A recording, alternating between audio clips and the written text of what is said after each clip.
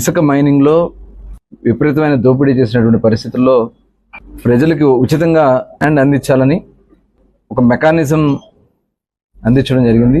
ఈ mechanism July 8వ తారీఖు నుంచి అమల్లోకి రావడం జరిగింది.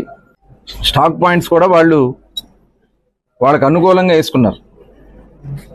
దానివల్ల ఏమవుతుందంటే ఇప్పుడు ఇటు పక్కంతా కృష్ణా జిల్లాలో ఇటు పక్కంతా కూడా ఆ రీచెస్ అన్నీ లేవు, స్టాక్ పాయింట్స్ లేవు.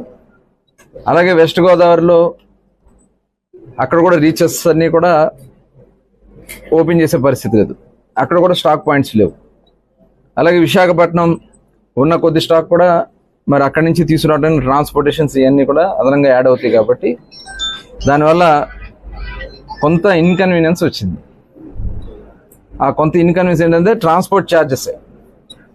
ప్రభుత్వం ఉచితంగానే శాండ్ తీసుకెళ్ళమని చెప్పాం.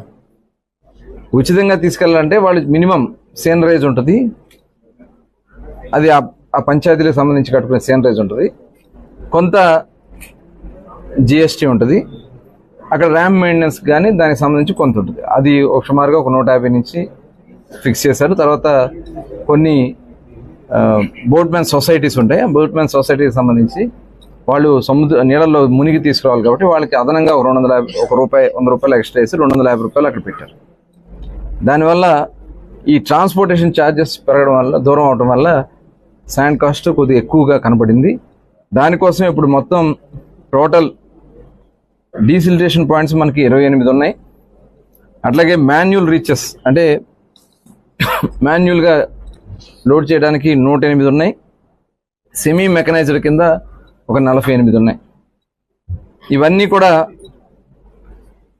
రేపు 15వ తారీఖు దాటిన తర్వాత 16వ తారీఖు నుంచి పూర్తిగా అందుబాటులో ఉండే విధంగా ఈ రీచెస్ అన్నిటిని కూడా తయారు చేసుకోవడం జరుగుతుంది.